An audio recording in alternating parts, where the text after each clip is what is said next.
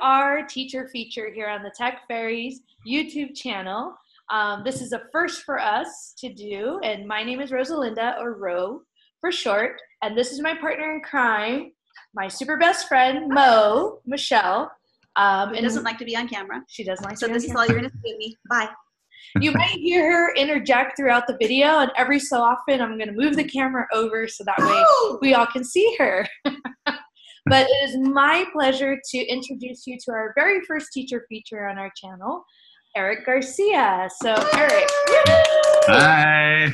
So Eric, go ahead and give us some background information about you. Well, I've been teaching for 12 years, all in McFarland. Excuse me. If you haven't heard of McFarland, we're a little famous for our cross-country runners and the McFarland USA movie. I've taught kinder through 3rd grade, and this year I'm teaching 2nd grade. And I have a lovely wife, been married 24 years, 25 this year, and 3 kids, 1 boy and 2 girls. And I'm a little nervous. I've never done this before. We never have either, so we can have this journey together. All right.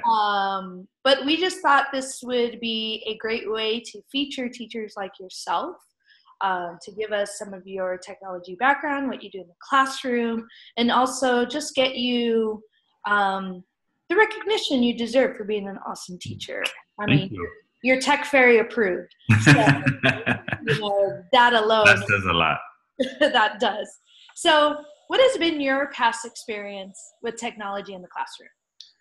Well, when I first started teaching, we were still in the days of the overhead projectors. That we did away with that pretty fast. Then we went to smart boards, and we did those for a few years, up until about 3 years ago. And last year, I got an Apple TV and a TV, and I was able to start using that along with my iPad. So now we didn't have to necessarily be right in front of the class. We can roam the classroom with the iPad and observe a little bit more.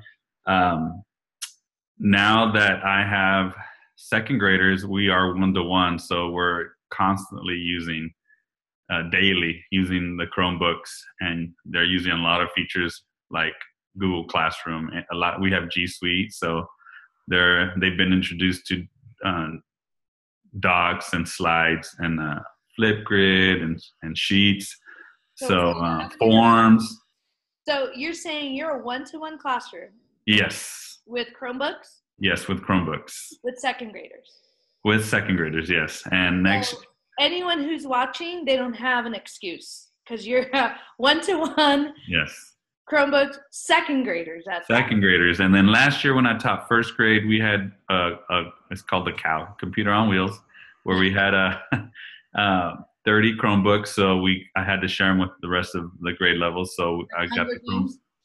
Yes, we had to share them every 3 days. We got the Chromebooks. So we tried to take advantage of them as much as we could that day. Wow. So, no, I hear you. The littles can do it.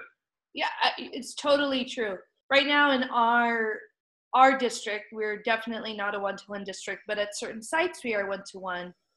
But currently at our site, we do have a COW as well with Chromebooks, but it's sort of like the Hunger Games. But we have been using Donors Choose and all that to sort of give us about 6 to 7 Chromebooks within our own classroom. So that has been nice. I know it's wishful thinking, Hamo. Yep. To be 1-to-1 one day, that would be totally amazing. Calendar. Yes, we started last year. So last year, 2nd graders got them. So this year, it's 2nd and 3rd grade are 1-to-1. Next year will be 2nd, 3rd, and 4th. And the following year will be 2nd, 3rd, 4th, and 5th. That's awesome. Congratulations on that. I'm sure it has definitely changed your teaching. Oh, yes, it has. So I'm going to give everyone some background information about how the TechFairies got to meet you. And so I believe it was, at the California Geo. I always mess up that acronym. So the California Google Geo Teachers Institute, or GTI. where it is basically immersing teachers in all the geo tools that Google has to offer. So you applied this in 2017, I think maybe April or May, to be a part of this institute. And then you came out to Mountain View for about 2.5 days of nothing but geo madness. And that's where we got to meet. That's where it all started. You were the first session I went to. Yes. And it was so awesome because that was our first session. Truly, we had said, we are really going to start presenting geo tools. Here's what we can offer for primary teachers like yourself. Because Michelle and I both teach 5th grade, well, I teach a 4-5 combo, but here's something that we can provide for primary teachers. And you came to our session. And so we just struck up a friendship ever since. And then we got to see you again in Bakersfield. Yes, at EdTech Summit. At EdTech Team Summit. So that was awesome. But about GTI, I would like for you to describe your experience, because we were so proud of you that after those sessions, after being part of the Institute, you totally went back into your classroom and just submersed your students into geo tools. Yes, well, when I showed up, I was pretty nervous. I had just gotten back from back east the night before, so I was very sleep deprived. I got to Mountain View at about 1:30 in the morning, so it was fun though. But I really was impressed with Google Earth. That was the first session I went to, and I loved the passport idea that you guys had. And I took that and ran with it and showed my students Google Earth, and they were amazed that they can just pick anywhere around the world and see photos and see where they can just travel just through their Chromebook. And we took that and they ran with it. They loved it. They got to choose places that they've heard of but never seen before. And they were able to experience photos that people have posted onto Google Earth and see their point of view from where they were traveling to. And I actually have the students, it's not actually an assignment that they do, it's whenever they have any kind of free time, that's one of their choices that they can do. So anytime I have any kind of, they get done with assignment, they have different choices of things they can do, and one of them is Google Earth, and they just fill up their passports every time they have a chance. And so just so everyone knows, we will be linking your activity to those passports in the description of this video. But can you elaborate on how you took that idea that we presented in that session and what you did to incorporate it into your classroom? Well, what I actually did is I took part of the template that you had and basically made a passport book with their photo, their name, the school, and made it into a booklet, hardcover booklet that they can take with them, share, and actually it gives them information. They draw a picture of the place that they have chosen, and sometimes it's they get to choose a place and then they have to feel lucky and Google chooses the place for them. So with second graders, they know a lot of places around the world, but not too familiar, like Niagara Falls. They weren't too sure about that, so I showed them Niagara Falls, and when you roll the dice on Google Earth, it takes you anywhere around the world. So so like I said, they put that booklet together, and piece by piece they just share with their students. They bookmark the page, so in case we run out of time and they have to exit the activity, they can go back to their bookmarks and find the place that they were on. And just it shows them exactly so much information that they would have not learned just in a history book, because it gives them real for them. Yes, it's very real, and it's very real because now they are on Google Earth. So if you ever go to Brownie Road Elementary, there's 2 pictures there and 2 little blue dots, and one of them is in my classroom and one of them is actually my students.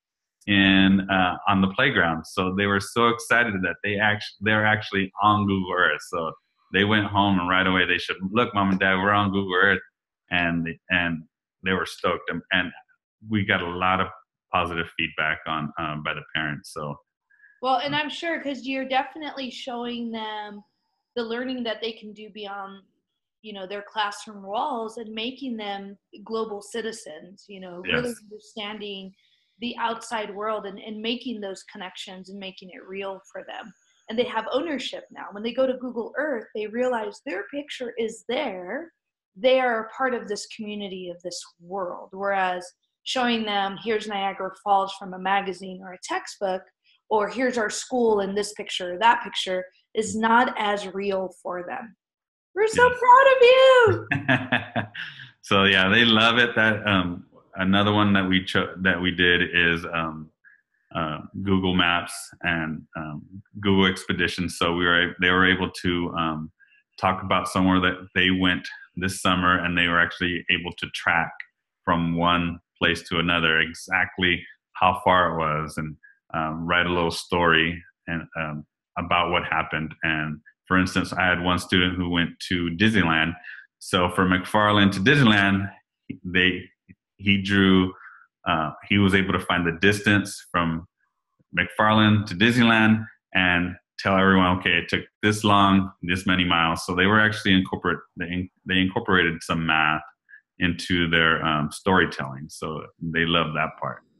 And that's a big thing when we try to teach GeoTools, is it's about storytelling. It's digital storytelling using these tools, because sometimes when we do presentations, people or attendees are just so focused on, the geo part of it. It tells you a location, it tells you this. And I don't know if you remember from our session, but we really were emphasizing to tell a story. You can tell a story about the places that you've been.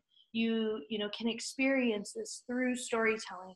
So that trip to Disneyland for your student is that much more powerful using Google Maps, being able to come back and tell his classmates that, this is the distance we traveled, this is what we saw.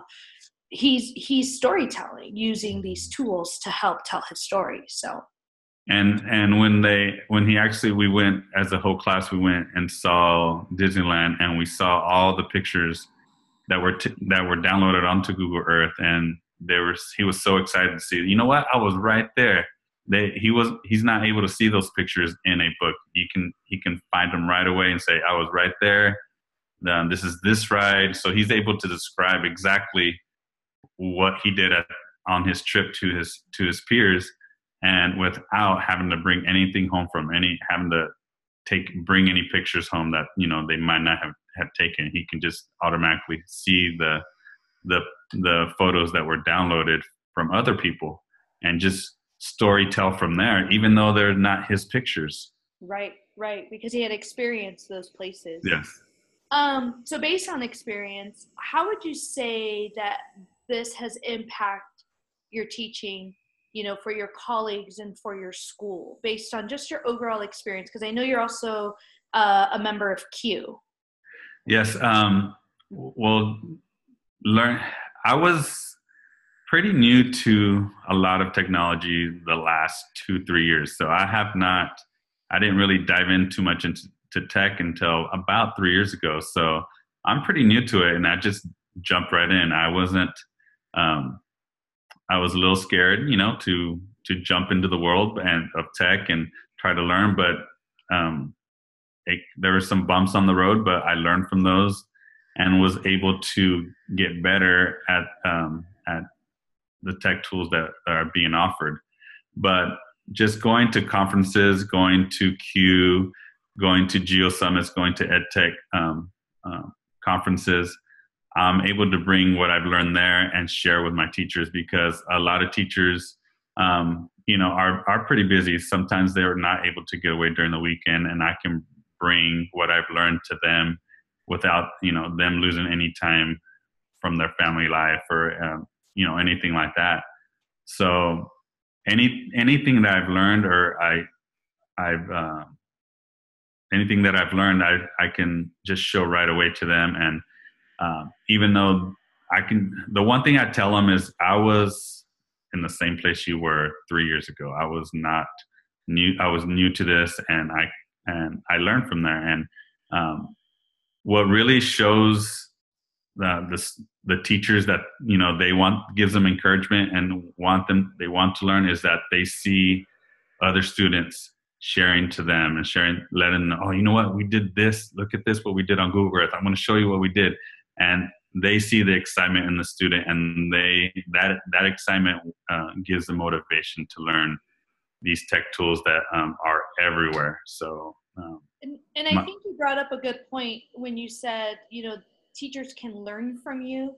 I know that Mo and I have realized that it's a lot more intimidating. It's not as intimidating when we've attended a conference, come back and shared, than for that teacher who is scared of learning these new tools to go on their own. So them knowing that they're not alone, they're like, oh yes, Eric has been here, or Eric might know, I can go and ask him. So you're definitely creating that community where teachers feel safe to come and ask you, because you are now building your knowledge in these tools. Mm-hmm. So good job. So yeah, it's fun. I even tell them when I went to Mountain View for the GEOS Teachers Institute, I was so nervous because I knew that there were going to be teachers there that knew way more than me. And that's the thing. Someone's always going to know more than you. So don't be afraid of that. I've learned that. As for seasoned presenters that, you know, sometimes we're called that, you know, oh, well, you guys present everywhere. You guys do all of this. We are always telling people we learn something every single time. And there are things that we have our duh moments, like, you know, we're doing something and someone says, oh, didn't you know that you could copy that? And we're like, duh. You know, because you're so immersed or doing this on your own. And there's always someone, we take it this way. We are not experts by any means. We are just lead learners. We end up learning more and more that when someone does ask us a question, we're like, oh yeah, we do know that. Or I don't, let's go find out together, or let's Google this. That, I think for Michelle and I, that's a big thing that we do is if we don't know something, we now have this great, you know, PLN, our personal learning network, our group of friends out in the Twitterverse and people we've made connections and we're like, well, we're not really sure, but we can ask. We know this person is really good at it. Yeah. What did you say? I said that we have certain friends who are really good at certain things, so we talk to them. Yeah. Try to find people, ask questions. That's one thing I've told a lot of teachers is don't be afraid to ask any questions, because how would you like it if you had a student who never was afraid to ask a question and never would raise their hand and try to look at it that way. You want them to ask those questions. You want them to be curious, and teachers need to do that as well when they're trying to learn something that in regards to the tech tools that are out there. Yeah, it's very, very true. There we go. Okay. So we're gonna start with Eric telling us about his biggest EdTech failure. But what everyone didn't see right now was that we're using Zoom, and it gives you 40 minutes free conference web time, and we ran out of time, and so we had to pause and stop, and so EdTech failure all over, but hey, we get to learn from it. But before we start our question, why don't you show everyone your shirt? He is a Flipgrid this past ambassador. November, I became a Flipgrid ambassador. I just posted all my Flipgrid sketch notes. Yeah, we love them. They are... My students love Flipgrid. Oh my gosh. Joey and Charlie and Adam Short Shorts. They're just great, great people. So what has been your biggest fail in EdTech? My biggest fail, well, like I said, I've had many fails before, and that's okay because everyone has them. I mean, the thing is, you just got to learn from them. What did you write? What can you do correct? What can you improve on? So that's what my fails do, is they make me a better teacher. They make me better at something that I failed at. But one of them was last year when my students our school became a G Suite school district, and my kids got Chromebooks for the first time. So they actually had to learn how to log on to their Chromebooks. So that, long story short, took about 2 hours, maybe. Yes. So I had 24 students, so that took a while, and I had one of our tech toasters there, which really helped out, or else it would have taken about 4 hours. But and so this year, when I first got my students, and they were the first time they were one-to-one in second grade, different students, different school.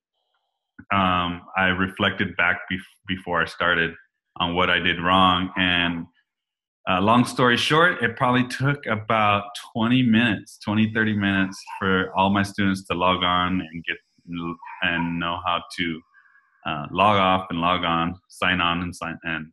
Because last year they actually had to share a computer. This time they had their own. So they took a lot of ownership from that, and saved me about 2.5 hours. But you know what? I'm sure I know for myself and for Michelle, the very, very first time that we had our students log in, we didn't know what to anticipate. We didn't know what it was going to look like, what it was going to prompt them with.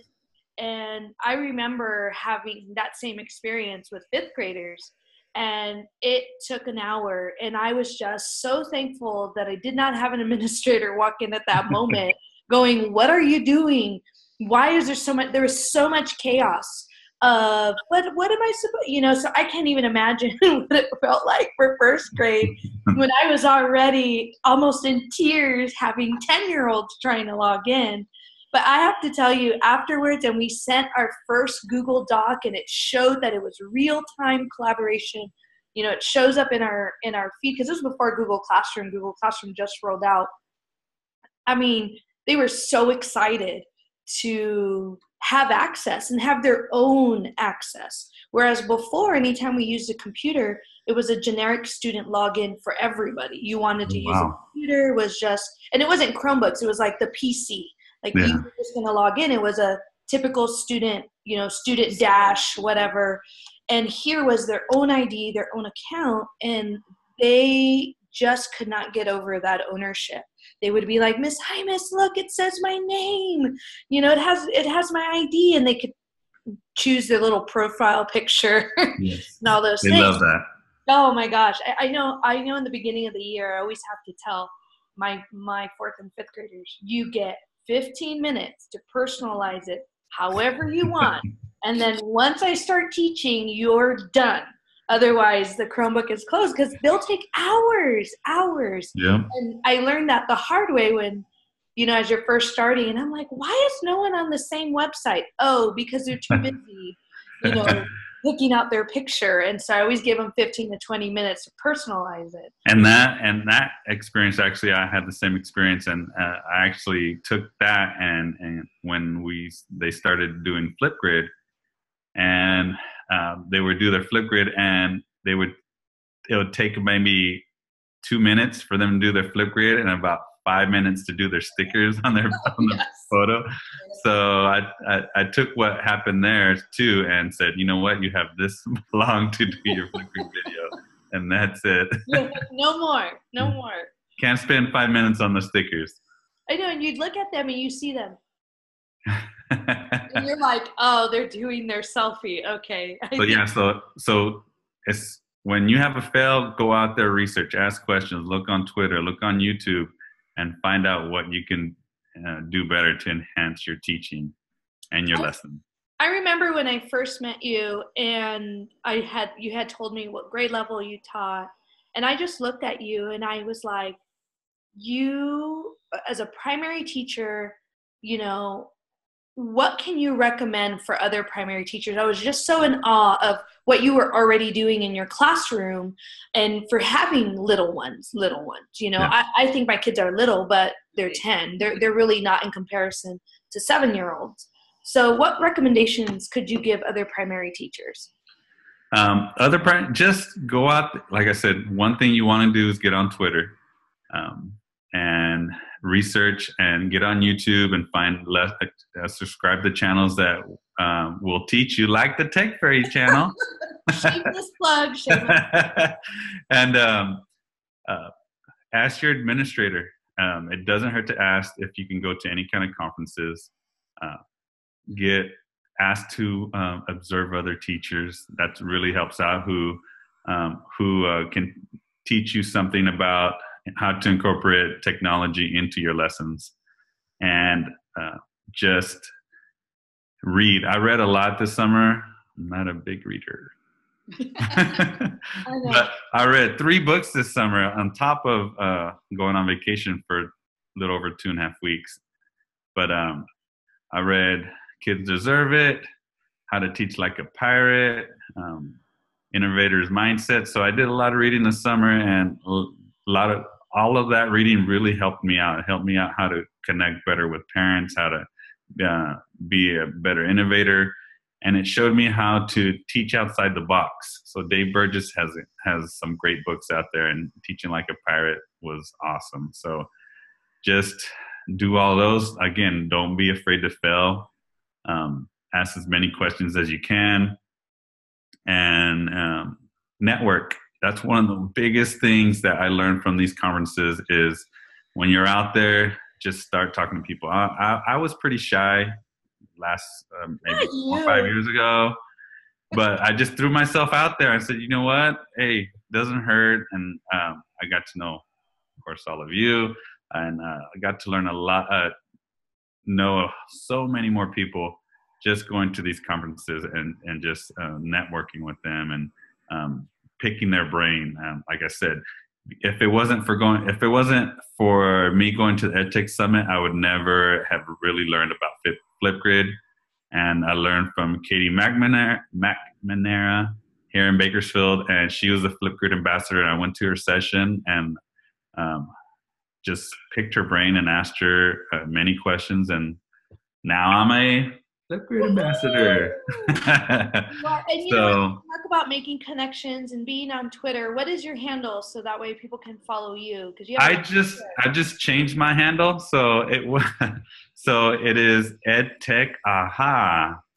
So EdTech AHA. So you know, anytime I really like that one, because anytime I have an aha moment, I really like to share with someone. And so I actually tweeted out there and a hashtag EdTechAha. So if you have a aha moment in regards to tech, share it, follow me, and every month I'll actually give away a gift card to anyone who posts from that hashtag.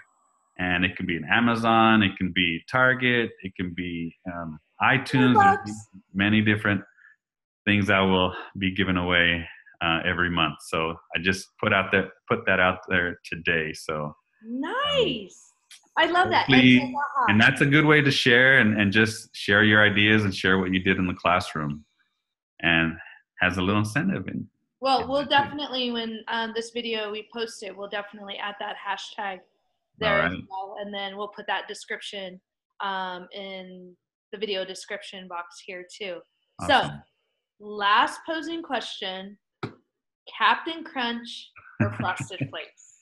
Wow, that was a no-brainer. Captain Crunch, of course. For one, he's a pirate. Who doesn't want to teach like a pirate, right, Dave Burgess? And a lot more colors.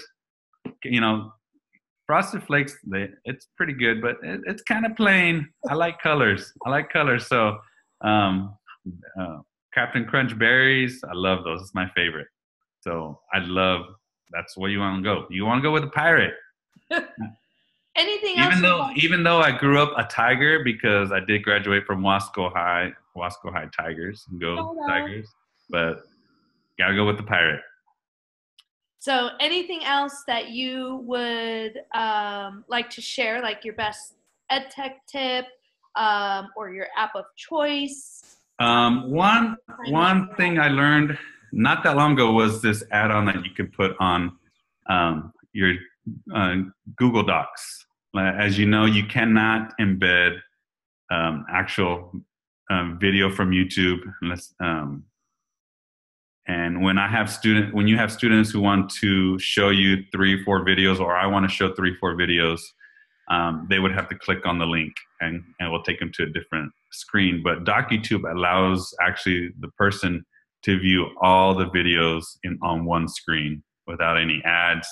And if you want, I could show you one of my students' work and I could show you exactly how this is done. Okay.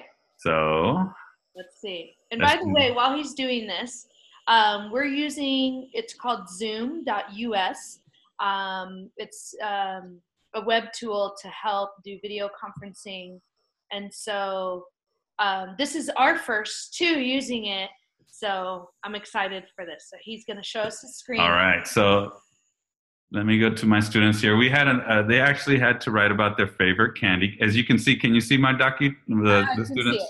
Yes. All right. So my student talked about her favorite candy was Jolly Ranchers, and what their assignment also was to write about it and add some videos to their writing. And as you can see, she put links on there. Mm-hmm. And what I had all the students do is I had them put an add-on, which is right up here, and you can get add-ons there right there, but it's already added on here. So if you click on that and you click on show on sidebar, actually you can show it on the sidebar, or you can show it right on the screen. They use sidebar when they can see videos here if they want to take notes on a video. So I'm going to show you, you can click whether to watch the videos on the document that's right here or on the comments that are over here. So if they click the documents, there it shows all the 3 videos that she put on there. Wow. And you can see them at once.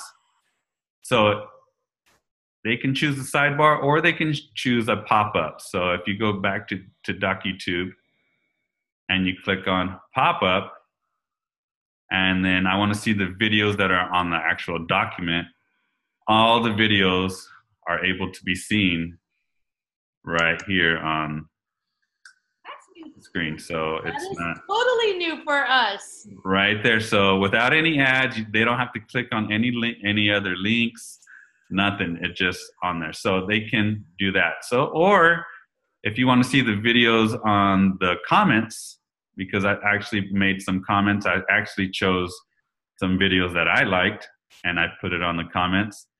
So if they wanted to see all those, they can go to DocuTube, go to the pop-up. They chose comments, and the videos that I chose come up on right there on the screen. Wow. So they don't have to be clicking back and forth. I know we're in the technology age where, we want to do these quick, and a lot easier, even though this will save the students a little more time, but you're able to see everything on one screen. Well, without, like I said, without any ads.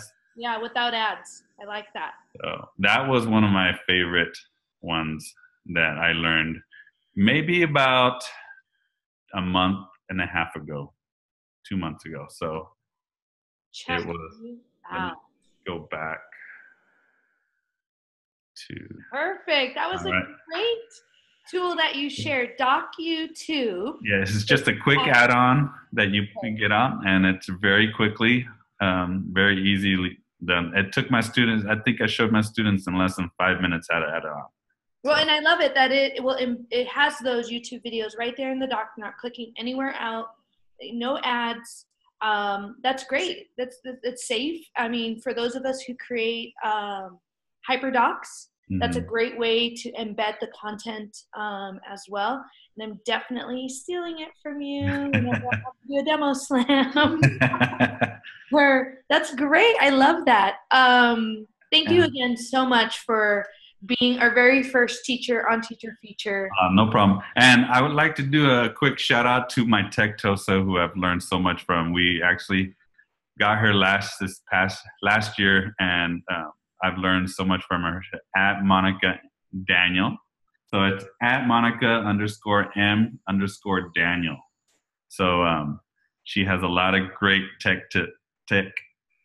tips that she shares on Twitter. So try to follow her. And like I said, big shout out to her. And all of you, all the teachers, everyone. It was okay. I was waiting. Everyone, like I said, if it wasn't for Geo Institute and you guys, I'd probably would have not known anything about Google Earth. So big thank you to you too. Well, anytime. And hopefully Mo realizes that when we are recording that she needs to have her sound off on her computer. On her phone? No, her computer. She decides to click on something that actually has audio. But it's okay. EdTech fail. It probably will make it into the video, which is great. That's what we want. But thank you again for being our first teacher on Teacher Feature. And you have so much to share. We'll make sure that we have all your templates, your Twitter handle for yourself and your friend Monica, your hashtag EdTechAha, and your new Twitter handle. We'll make sure we have all that information in the description box. And I am just so honored that you were on our channel. And so for those of you watching, please make sure that you like and subscribe and read the video descriptions. We'd love to hear your comments. I know Eric would love to see comments about his debut here on Teacher Feature. So thanks so much for watching. Thank you. Bye.